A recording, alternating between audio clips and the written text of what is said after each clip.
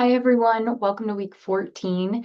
This week, we are going to be starting our final project, which is research project part 2, and this is going to be sharing research. So what I'm hoping you'll do is you'll take the research that you did for our research project part 1, collecting sources, and you're going to figure out kind of what is it that you learned during that project that you want to share.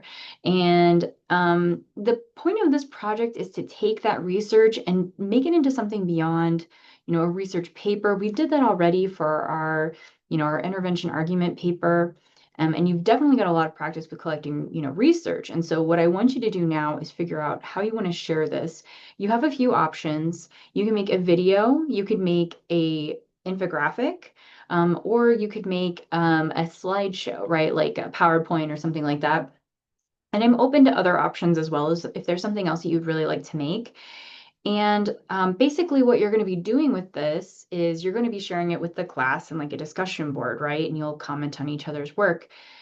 But I want you to be thinking about this in terms of how you would make this for maybe sharing information with a community, right? And so this week we have our community service art reflection assignment, and this is asking you to think a little bit about the type of work that you've done in your community, who you consider as part of your community, who you go to if you need help with something, and who you help.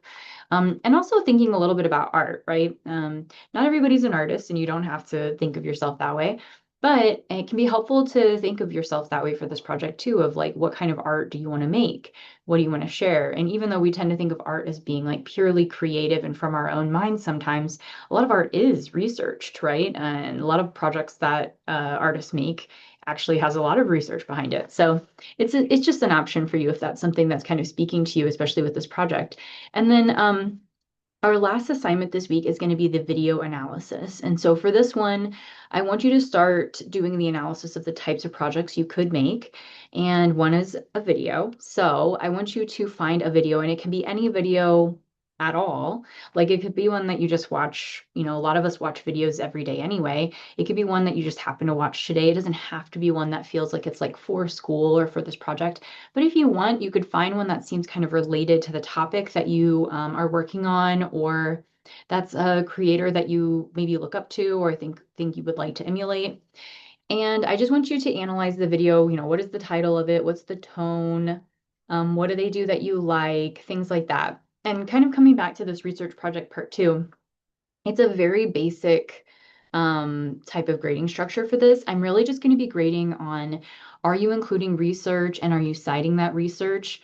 So when you're doing your analysis of things like the video or, looking ahead into the infographic, I want you to pay attention to how people are citing their sources if they use any source material, okay? And so they might, in a video, for example, they might just say, in an article in Vogue or, according to New York Times or whatever, right? And sometimes they'll have captions at the end of the video.